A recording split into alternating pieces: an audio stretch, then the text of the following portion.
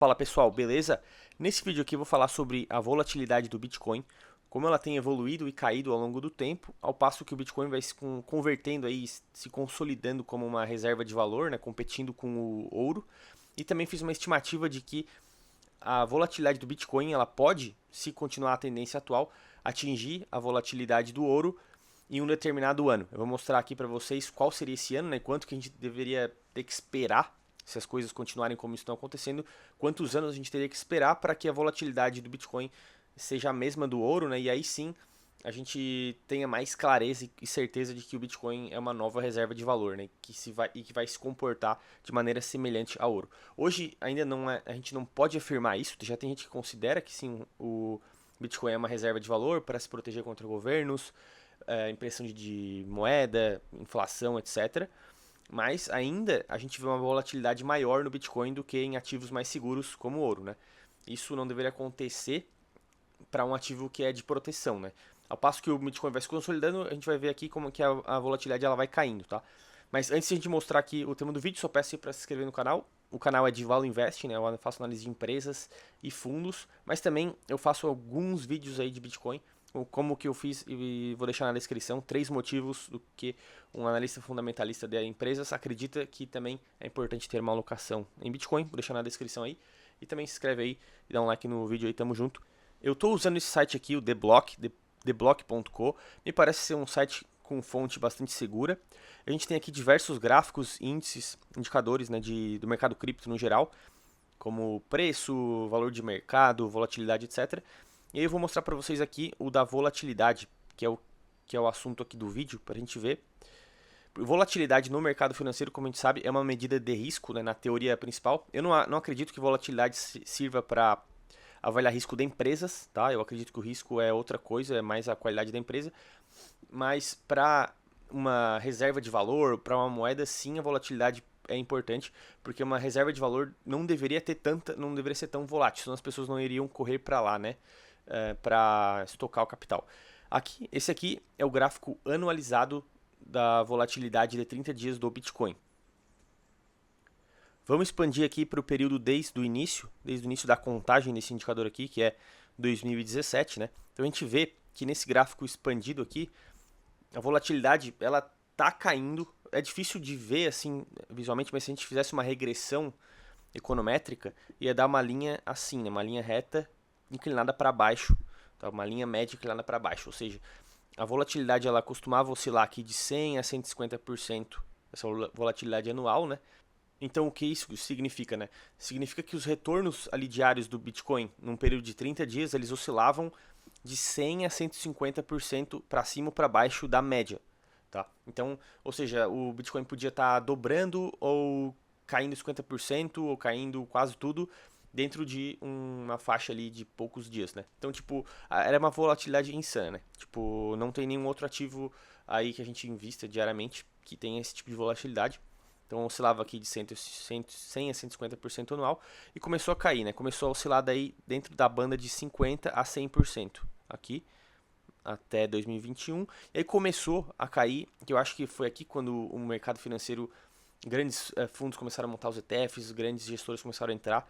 Aí começou a ficar um mercado menos louco aqui, ó, daqui em diante, 2022 para em diante, né? Ela baixou, começou a oscilar mais embaixo aqui da faixa de 50% anual. E agora ela está oscilando nessa faixa aqui de 30 a 60. Né? Agora nos últimos... Vamos ver aqui nos últimos 3 meses. Aqui, ó. Últimos 3 meses ela está oscilando na faixa de 25 a 35. Essa volatilidade anualizada, né? Vale lembrar que a volatilidade do ouro ela é na faixa de 15 a 16% ao ano. Pode ver aqui no site gold.org, que é a volatilidade anual do ouro, né, que seria essa barra amarela aqui. Essa barra amarela aqui. Ela tá, ó, Gold Price Volatility seria na faixa de 16%. Os dados que eu pesquisei ficaram nessa faixa de 15 a 16%. Inclusive o ChatGPT também me passou esse mesmo indicador. E aí o que eu fiz aqui na análise, né? Bom, eu joguei no ChatGPT esse mesmo gráfico aqui, né, da volatilidade histórica do Bitcoin. Pedi para ele fazer uma linha de regressão né, considerando essa mesma variação aí de 2017 a 2025. Então ele gerou essa linha inclinada para baixo, né? Ela começou ali numa média de 100%, foi caindo ao longo do tempo, né? Ao passo que o Bitcoin foi se consolidando, mais gente acreditando no Bitcoin como uma reserva de valor, etc. E agora ela já está aqui nessa faixa aqui um pouco abaixo de 50%, tá? Anual. E aí, óbvio que se esse movimento continuar, assim, né, de mais grandes fundos entrando, grandes fortunas já começando a olhar, vamos alocar um pouco em Bitcoin, a galera que acredita lá não começa a vender mais no lucro, né, para realizar lucro, então começa a gerar sim uma estabilidade nos preços, né? Por exemplo, a pessoa que acredita no Bitcoin lá no longo prazo, ela não vai mais ficar realizando lucro, ela vai realmente ter uma visão lá de longo prazo e vai deixar e não vai ficar vendendo. Então, tem um pouco mais de gente entrando, isso vai jogando os preços para cima, só que ele vai crescendo de uma maneira mais estável, né?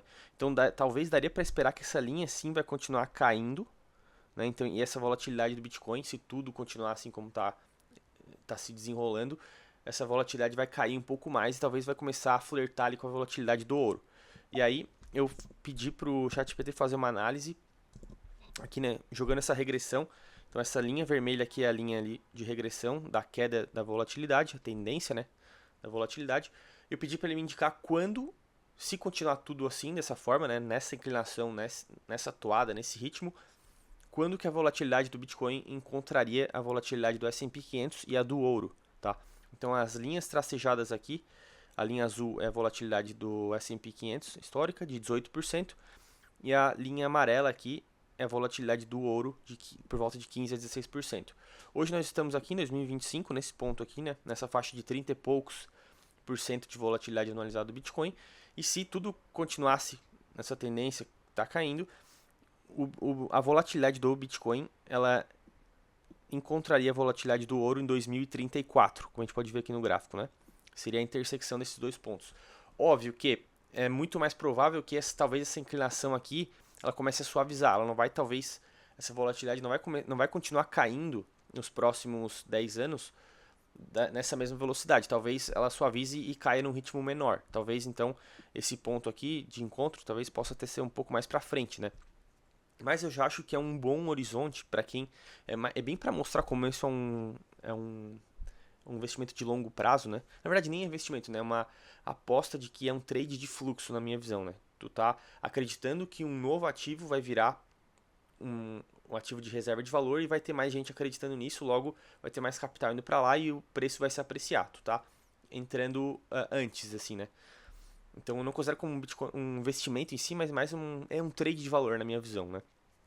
Então é sim algo de mais longo prazo. Talvez já seriam 9 anos, né, se continuar nessa tendência, 9 anos até que o Bitcoin assuma o mesmo papel aí do ouro, né? Não vai talvez substituir, mas vai ter um papel parecido, né? Então é algo bem de longo prazo, não é algo que eu indicaria para estar entrando aí querendo já ver resultados em 1, 2, 3 anos. É algo, na minha visão, que é bem mais para frente, tá? É aí eu considerar esses 9, 10 anos aí de projeção, né?